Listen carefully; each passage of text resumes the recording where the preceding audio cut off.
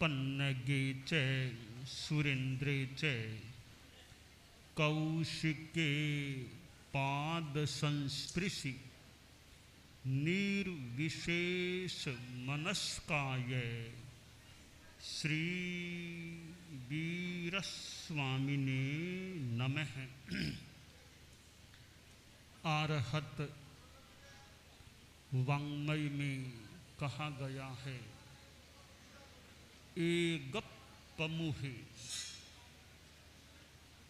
हमारी दुनिया में हम अकेले हैं या हम बहुत हैं, यह एक प्रश्न है।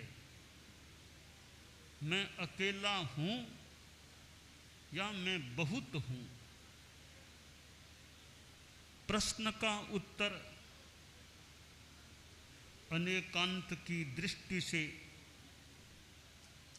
समीचीन हो सकता है, ऐसा लगता है। मैं अकेला हूँ, यह भी एक बात है और तथ्यपूर्ण बात प्रतीत हो रही है कि मैं अकेला हूँ, आत्मा अकेली है। अकेला आदमी जन्म लेता है और अकेला ही कभी एक दिन अवसान को प्राप्त हो जाता है। कोई कह सकता है कई ट्विन्स पैदा होते हैं, कई और भी ज़्यादा पैदा हो जाएं, ट्विन्स भले हो, आखिर है अकेला अकेला। ट्विन्स में भी थोड़ा सा पहले पीछे का अंतर है या नहीं, कुछ सेकंडों का हो, मिनट का हो, थोड़ा बहुत अंतर है या नहीं? थोड़ा अंतर तो है, तो फिर तो अकेला हो गया ना। एक पहले और एक बाद में एक साथ कैसे हुए? एक साथ हो भी जाएं, दोनों का अस्तित्व अलग अलग है। तो मैं अकेला हूँ। एक उत्पद्यते तनुमानेक एव विपद्यते, एक एव ही कर्म चिनुते सयुक कह फल मश्नुते। आदमी अकेला जन्म लेता है और अकेला मृत्यु को प्राप्त होता है। अकेला कर्म का बंधन करता है और अकेला ही उसका फल भोगता है।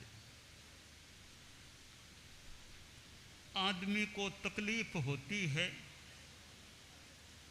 तो कभी कभी हम अनुभव भी कर सकते हैं। एक आदमी के शरीर में वेदना हो रही है, अब वो खुद को वेदना भोगनी पड़ रही है।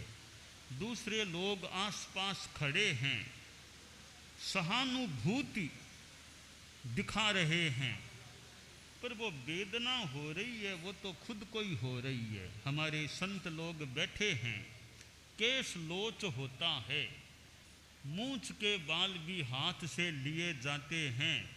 अब संत आसपास कई खड़े हैं, बहुत सहानुभूति वाले हैं, तो जब बाल उपड़ते हैं, नाक के नीचे के बाल ये खासकर उपड़ते हैं, तो वेदना तो खुद को ही भोगनी पड़ती है। वहाँ तो मैं तो अकेला हो गया ना, वेदना खुद को ही हो रही है। वो इतने लोग संत आसपास खड़े हैं, पर वो वेदना खुद को ही भोगनी पड़ती है। इसलिए मैं अकेला हूँ कि मेरा कष्ट, मेरी वेदना वो मुझे ही भोगनी पड़ रही है। आदमी के मान लो किसी के पेट में दर्द होने लग गया, अब दर्द हो रहा है, किसी के पथरी हो गई, पथरी की पीड़ा हो रही है। अब डॉक्टर से तो जब जाएंगे तब जाएंगे, थोड़ी देर के लिए वो वेदना हो रही है और प्रिय स्वजन आसपास खड़े हैं, तो पथरी की थोड़ी वेदना वो तो खुद को ही भोगनी पड़ रही है। इसलिए मैं अकेला हूँ कि मेरी तकलीफ मुझे भोगनी है।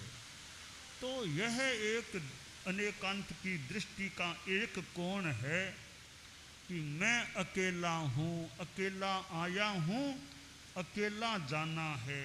मेरे कर्म हैं, पुण्य के हो चाहे पाप के हों, मेरे कर्म मुझे भोगने हैं, भुगतान मुझे करना है, वहाँ दूसरे मेरे क्या काम आएंगे। तो परिवार के लोग हैं, समुदाय में अनेक सदस्य हैं, यह सब होने पर भी आदमी अकेला है। तो अनेकांत की हम दो दृष्टियां मान लें, एक नैश्चयिक दृष्टि और दूसरी व्यावहारिक दृष्टि। नैश्चयिक दृष्टि से, वस्तुतः परमार्थ की दृष्टि से आत्मा अकेली है। मैं एगो हमंसी न में अच्छी कोई न चाह मविकस्सई। मैं अकेला हूँ, न में अच्छी, मेरा कोई नहीं है, मैं भी किसी का नहीं हूँ, तो इसलिए मैं भी अकेला हूँ, दूसरे भी अकेले हो जाते हैं। और कई बार समुदाय में भी आदमी है और किसी कारण से समुदाय से अलग होना पड़ गया, अब अकेला रह गया, तो एकला चलो रे, एकला चलो रे कि फिर अकेले चलो, अपना प्रयास करो। नवा लभिज्जा निवणम सहायम गुणा हियंग वा गुण ओ समंगवा एको विपावा इंग विवज्जयंतो विहरिज्ज कामेषु असज्जमानो। कोई दूसरा साथी नहीं मिले तो फिर अकेले चलो, कोई बात नहीं, अकेले पुरुषार्थ करते रहो। तो आदमी अकेला चलता चलता भी आगे बढ़ सकता है। एक चिंटी, अकेली चिंटी चलती है, चिंटी चलते चलते चलते चलते कितनी दूर जा सकती है।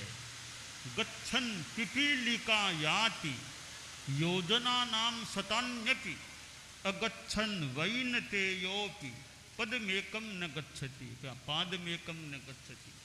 चलती है, गतिशील है, तो चलते चलते चिंटी भी सैकड़ों योजन तक जा सकती है।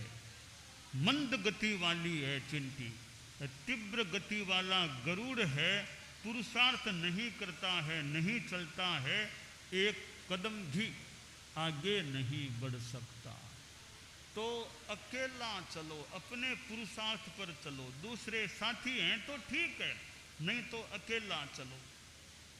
दूसरों की ज़्यादा अपेक्षा मत रखो, सहयोग करें तो ठीक है, कोई बात नहीं, सहयोग ले लें, दे दें, तो कोई नहीं है सहयोग देने वाला तो डरो मत, अकेले भी कदम आगे बढ़ाओ। कदम कदम कदम आगे बढ़ते बढ़ते आदमी बहुत कुछ प्राप्त कर सकता है, मंजिल की ओर भी आगे बढ़ सकता है। तो मैं अकेला हूँ, यह निश्चयिक दृष्टि है। अब व्यवहार में देखें कि हमारे तो बहुत सहयोगी हैं, बहुत हम साथ हैं, कि हमारा समुदाय है, संघ है, इतने हमारे संत हैं, साधियाँ हैं, श्रावक हैं, श्राविकाएँ, समणियाँ, और कितने हम साथ हैं। अकेला कहाँ है? एक के तकलीफ हुई तो तत्काल कोई आकर के सहयोग करने वाले तैयार है। अकेला कहाँ हुआ? कितने साथ हैं। एक साधु को तकलीफ हुई तो सेवा करने 2 साधु आ गए, 3 साधु आ गए, तो फिर हम अकेले कहाँ हुए? हम कितने साथ हैं। तो यह साथ की बात भी हो सकती है। एक साधुओं का ग्रुप था और 2 संतों का, एक अन्य ग्रुप था 3 साधुओं का। तो 2 संतों वाले ग्रुप में जो अग्रणी मुनि थे, उनके जरा कुछ तकलीफ थी शरीर में, तो दूसरे ग्रुप के मुनि जी बोले कि इलाज करा लो, तकलीफ को क्यों साथ साथ ले जा रहे हो, इलाज करा लो। तो वह 2 संतों वाला अग्रणी संतों का, 2 संतों का सिंगाड़ा का अग्रणी बोला, हम तो 2 ही हैं, चतुर्मास पूरा हो जाए, बाद में आचार्य श्री को अर्ज करके सहयोग की व्यवस्था हमें मिलेगी, तब इलाज कराऊंगा।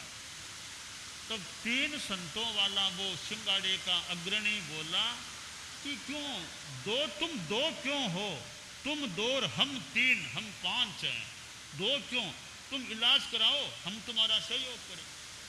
क्यों आचार्य श्री को अर्ज कराओ, क्यों उनको श्रम दो, हम यहाँ आसपास ही हैं, एक ही शहर में चोखड़े में हैं, तो क्या जरूरत है आचार्य श्री को अर्ज कराने की, तुम इलाज, हम साथ इलाज कराओ तुम। इसका मतलब अकेले नहीं है, हमारे साथ कितने हैं सहयोग करने वाले हैं।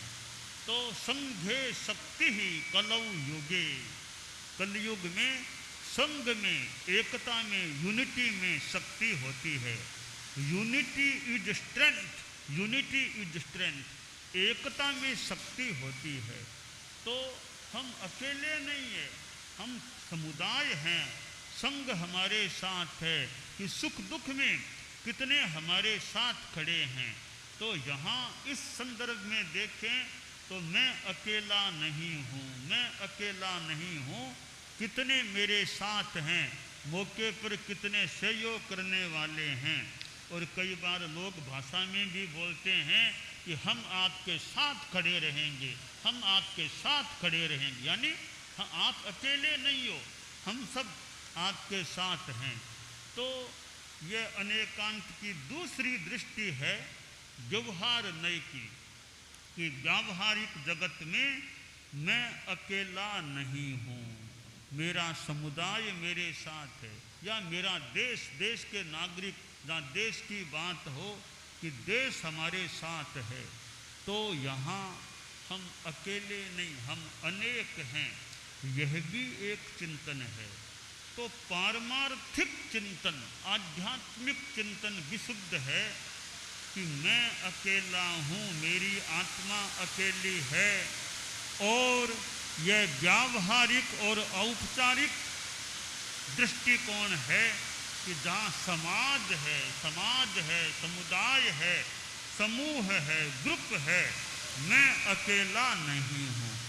तो हम दोनों दृष्टियों को ठीक तरह आत्मसात करने का, समझने का प्रयास करें कि जहाँ आत्मा के कल्याण की बात है, जहाँ आत्मा के कर्मों को भोगने की बात है, कर्मों को बांधने की बात है, कि वहाँ यह चिंतन ठीक लग रहा है कि मैं अकेला हूँ, मैं पाप करूँगा उसका फल मुझे भोगना है, मैं धर्म करूँगा उसका फल भी मुझे मिलना। ऐसा नहीं कि मेरे पाप का फल दूसरे भोगेंगे, ऐसा नहीं कि मेरे धर्म का फल दूसरा लेंगे, बस जो मैंने अच्छा बुरा किया है उसका फल तो आखिर मुझे ही भोगना है।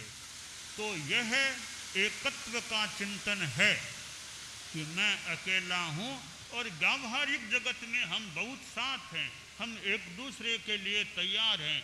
जहाँ कहीं मदद की अपेक्षा हो, सहयोग की अपेक्षा हो, हम तैयार हैं, जितना हमसे हो सकेगा हम सहयोग करने के लिए तैयार हैं।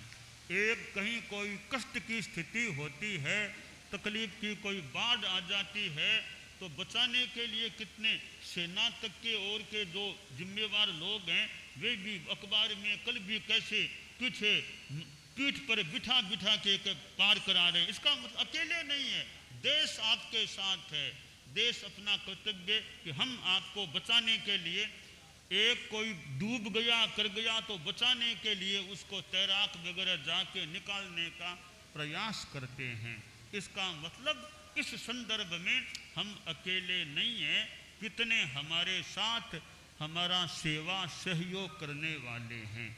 तो जहाँ सेवा सहयोग की बात है वहाँ व्यावहारिक संदर्भ में कि दूसरे भी सेवा करने वाले करते हैं, सहयोग करते हैं, और इतनी ये सरकार की, प्रशासन की, शासन की जो व्यवस्थाएं होती है कि भी कोई कहीं तकलीफ और हो तो उनका सहयोग करना, बचाना, और जगह जगह सेना या जो भी व्यक्ति हैं वे जाकर के सहयोग करते हैं। और भी नागरिक लोग भी, आम जनता भी, किसी का कोई तकलीफ हो गई, कोई सड़क पर भी कोई वाहन से कुछ चोट वगैरह आ गई तो दूसरे उनका उठाने में, सहयोग देने में, एम्बुलेंस में ले जाओ, वहाँ ले जाओ। इसका मतलब हम अकेले नहीं, साथ भी हमारा सहयोग भी लोग करते हैं, करने वाले हैं। तो हम ये जो उमा स्वाति ने कहा, परस्परो उपग्रहो जीवानाम, जीवों का परस्पर उपग्रह सहयोग होता है। इस सूत्र का आशय यह व्यवहार का है कि अकेले नहीं, एक दूसरे का सहयोग करना चाहिए, करो।